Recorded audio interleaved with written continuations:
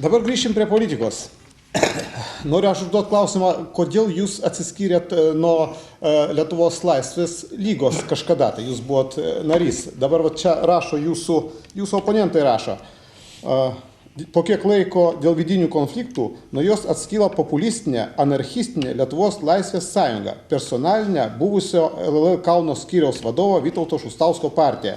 Realiai nieko tautiško nenuveikusi, taip skaito jie. Bet jūs atrodytų partijos vienos pakraipos.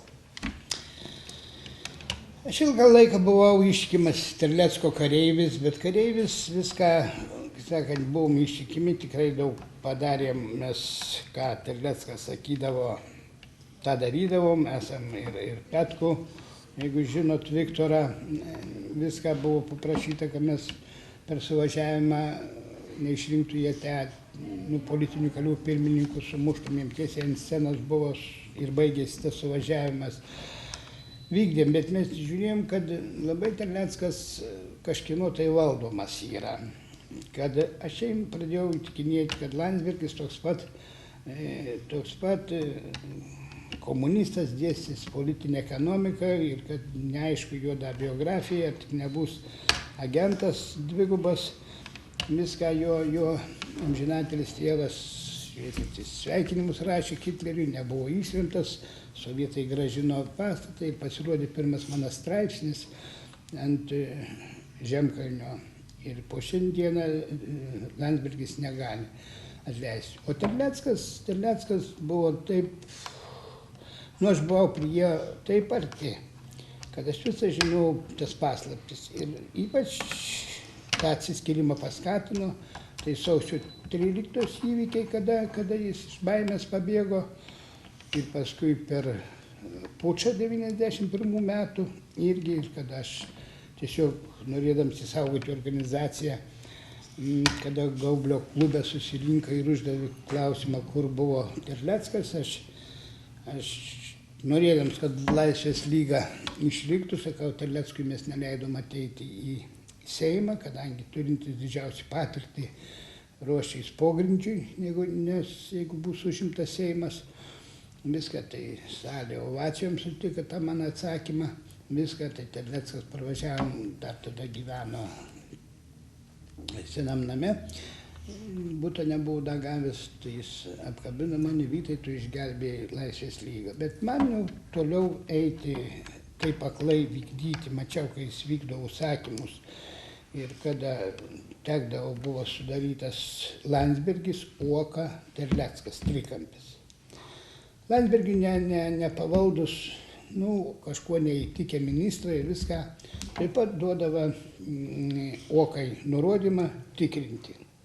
Uoka tai atranda, kai buvo nuimtas ministras Ašmontas, kuris man, kai buvo meras, buvo konsultantas mano energetikos klausimais, tikrai gerbiu tą žmogų.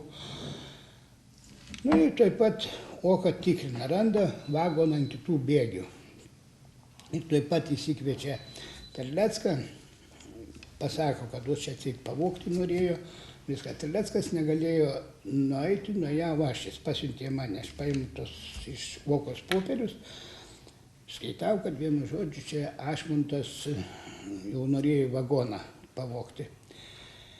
Ir aš pradėjau, kaip sakant, žiūrėti, kad čia kažkokias tai yra mechanizmas, tie, kurie tokie nelojalūs Landsbergiui, taip yra nušalinami direktoriai įmonių, viską ir pavaduotojai.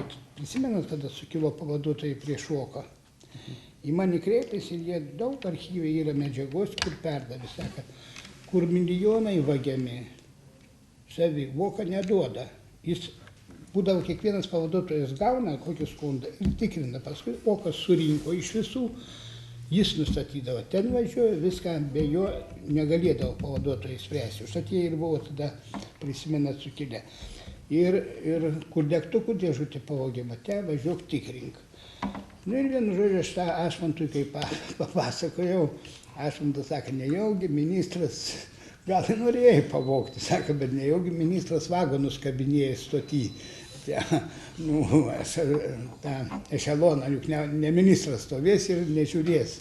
Tie yra viršininkų N, Sako, gal ir norėjo, bet tai ne ministras, sako, postoti vaikščias bet buvo toks mechanizmas sudarytas, taip ir buvo nušalinami ministrai. Ir aš kada pamačiau, pradėjau sakyti tiesą, taip pat buvau puolamas, to paties Terlecko.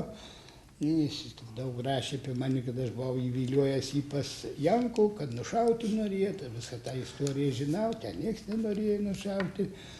Viską ten rašė per kelius laikraščius, nu ir tuo pačiu, žinot, žiniasklaida visą laiką buvo pasakyti. Buvo laikas, kad prieš mane buvo visa valstybė. Teismai, prokuratūra, spauda, Seimas ir vyriausybė, su visa valstybė. Jis sakant, 12 000 vien baudų sumokėta. Jis sakant, 15 parų areštas pasodintas. Nu už ką, juk nieko chuliganiško aš nepadariau. Tuomet, kada jūs atsiskyrėt, jūsų partija suklestėjo. Aišku, kad jūs gavote ir daug balsų ir buvote išrinktas ir į Seimą, ir Kauno miesto merų, tačiau dabar, kaip ir krizės laikai, jūsų partija taip pat ne aukštumoje, tai matosi pagal rinkėjų balsavimą. Ar jūs nežadat dabar susijungti su kažkokia tai partija, ar daryti kažkokią reformą, galbūt jums vertėtų pagalvoti, negalvojate apie tokius dalykus? Ne, galvojau, man gyvenimas nugyventas, niekad tų partijų naujų kūrėsi, jos visos tik žiūri savų interesų, o taip, kad žiūrėtų pirmiausiai mūsų ir yra šūkis. Visuomenės interesai aukščiau asmeninių buvo ir išliks, bet šiandien laimi ne tie, kas balsuoja, bet kas balsus skaičiuoja. Ir pinigai laimi. Nu, mes dabar, kai ėmė savivaldybė su 1000 litų laimėti rinkimus, šiuo metu Lietuvoje neįmanoma. Šiandieną laimi pinigai. Pinigai, tu vok, turėk milijonus, aš kiaurai praeisiu, man duokit 10 milijonų, į Seimą kiaurai nueisiu. Jis sakant, be pinigų šiandien ir iš viso amžinatelis Petkevičiaus rašytojo žodžius galiu pasakyti. Lietuvoje nebelaukia teisingų rinkimų. Ir mes tuos rinkimus, mes nenorėjome maišų tikrinti, ką prašėm vieną apylinkę patikrinti. Turėjom eilę pareiškimų iš žmonių, kurie buvo išvykę. Sako, norim pažiūrėti, pagal mūsų pavardėm nėra padėtas parašas. Nu, jeigu demokratinė valstybė, nu tai paimk vieną apylinkę. Vaigausko prašytai, prezidentai ir generaliniam prokurorui ir Vaigauskui.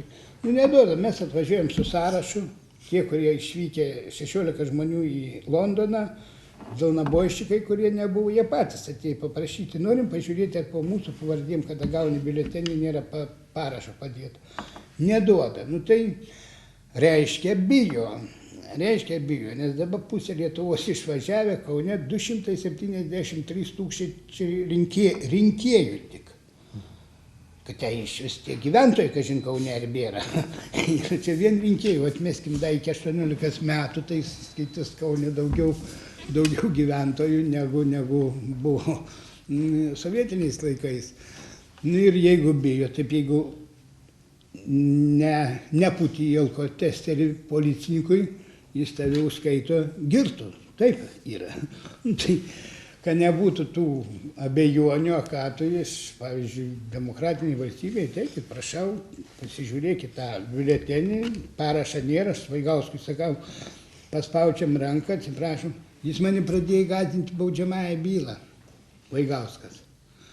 Pradėjo gąsdinti, jeigu duodu, pažiūrė, tenai randi tuščią, nu atsiprašyčiau, sakyčiau, man tas nuimtų tą įtarumą. Nes baudžiamą bylą tuomet kelkis. Nu kelkit, sodinkit, ką aš čia tokį nusikalstam padarau. Pasižiūrėti, žmonės, yra pareiškimai, ne vieno žmogaus ant stalo mano. Sako, norim mes patys, žinom, nebalsavę, įdomu.